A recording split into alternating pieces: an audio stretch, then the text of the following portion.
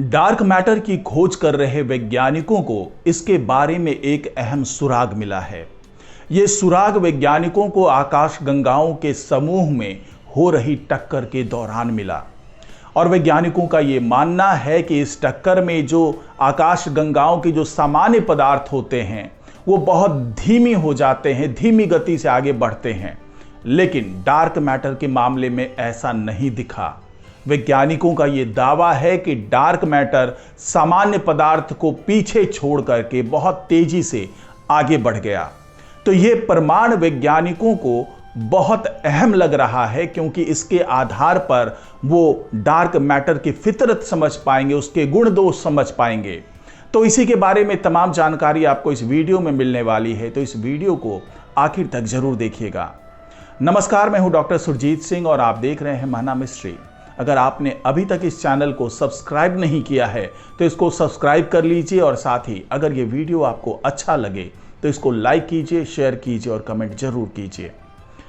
तो वैज्ञानिकों ने जो आकाशगंगाओं के समूह में टक्कर देखी, उसने वैज्ञानिकों को यह सोचने पर मजबूर कर दिया कि जो गतिविधि वहां पर उन्होंने देखी, सामान्य पदार्थों को तो वो देख पा रहे थे, लेकिन कुछ ऐसे पदार्थ थे जो सामान्य पदार्थ को पीछे छोड़ गए थे और उसकी गतिविधियों से वैज्ञानिकों ने यह अंदाजा लगाया कि वो जो भी चीज था जो सामान्य पदार्थ से ज्यादा तेज गति से आगे बढ़ गया, वही डार्क मैटर है।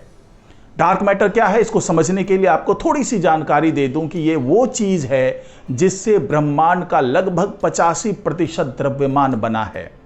लेकिन ये नजर नहीं आता, इसको महसूस नहीं किया जा सकता, क्योंकि ये लाइट से किसी तरीके से रिएक्ट नहीं करता है। तो वैज्ञानिकों के लिए ये अभी तक बिल्कुल अबूझ पहेली बना हुआ है कि आखिरकार ये भला क्या है जो दिखता नहीं है लेकिन ब्रह्मांड में इतनी बड़ी मात्रा में फैला हुआ है। तो इसको समझने के लिए कि वैज्ञानिकों ने किस आधार पर यह दावा किया है कि आकाशगंगाओं की टक्कर में जो कुछ दिखा वो अप्रत्याशित था, तो उसको समझने के लिए पहले हमें यह समझना होगा कि आकाशगंगाओं की टक्कर कैसे होती है, जो मर्जर होता है गैलेक्सी का वो कैसे होता है।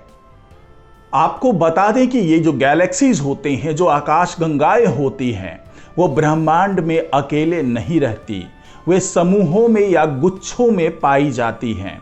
ये समूह गुरुत्वाकर्षण बल से बंधे होते हैं। इसी गुरुत्वाकर्षण बल के कारण आकाशगंगाएं एक दूसरे की ओर खींचती है और कभी कभी आपस में टकरा जाती है। तो ये टक्कर कैसे होती है? तो आकाशगंगाओं के बीच गुरुत्वाकर्षण बल लगातार काम करता रहता है। जैसे जैसे वे एक दूसरे के करीब आती है, ये बल और मजबूत होता जाता है। आकाशगंगाएं इतनी बड़ी होती है कि उनकी टक्कर धीमी गति से होती है। ये लाखों या अरबों सालों तक चल सकती है। हालांकि आकाशगंगाएं आपस में टकराती हैं, लेकिन उनमें मौजूद तारे आमतौर पर एक दूसरे से नहीं टकराते, क्योंकि तारों के बीच बहुत अधिक दूरी होती है। अब जरा ये समझ लेते हैं कि ये जो आकाशगंगाएं आपस में टकराती है उसके परिणाम क्या होते हैं। तो जब आकाशगंगाएं आपस में टकराती है तो इस टक्कर के बाद दोनों आकाशगंगाएं मिलकर एक नई आकाशगंगा बना सकती है। इसके अलावा टक्कर से गैस और धूल के बादल संकुचित हो जाते हैं और नए तारे बनने लगते हैं।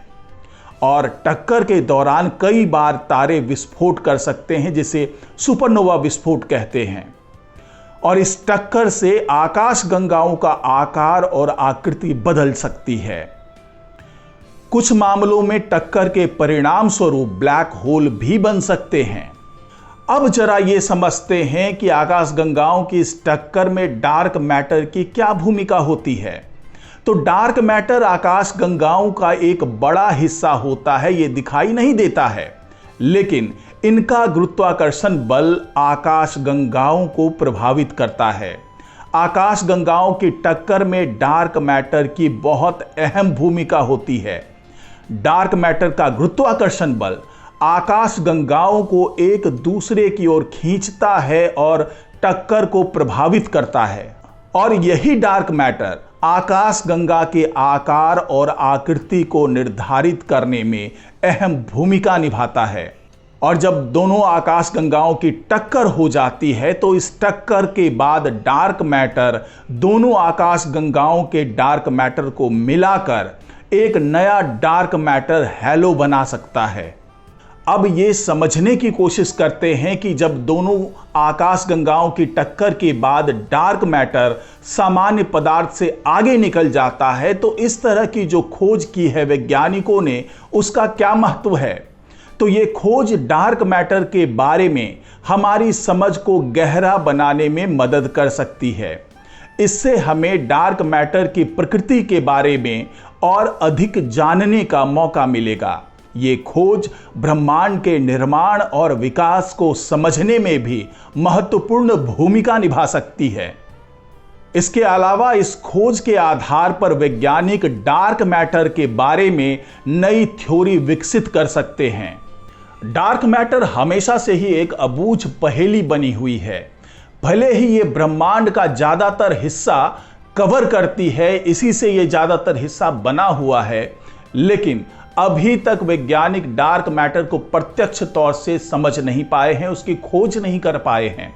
इसलिए वैज्ञानिक जो ब्रह्मांड में इस तरह की घटनाएं होती है, चाहे वो ब्लैक होल से संबंधित घटनाएं हो, चाहे आकाशगंगाओं से संबंधित कोई घटनाएं हो, तो उसमें डार्क मैटर की भूमिका को समझने की कोशिश करते हैं, ताकि उन्होंने जो पहले से डार्क मैटर के बारे में थ्योरी विकसित कर रखी है, तो उसको ये जो तमाम ब्रह्मांड की घटनाएं हो रही है वो कितना सपोर्ट करती है, और अगर सपोर्ट नहीं करती है तो क्या क्या बदलाव हो रहे हैं।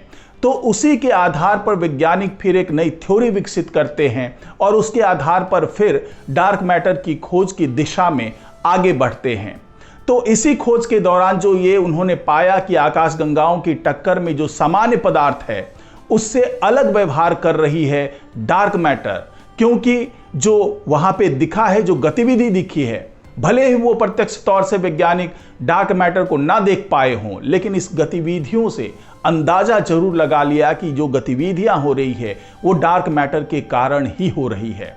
तो इस खोज को डार्क मैटर की खोज की दिशा में एक अहम कदम माना जा रहा है। तो आज की रिपोर्ट में फिलहाल इतना ही। नमस्कार।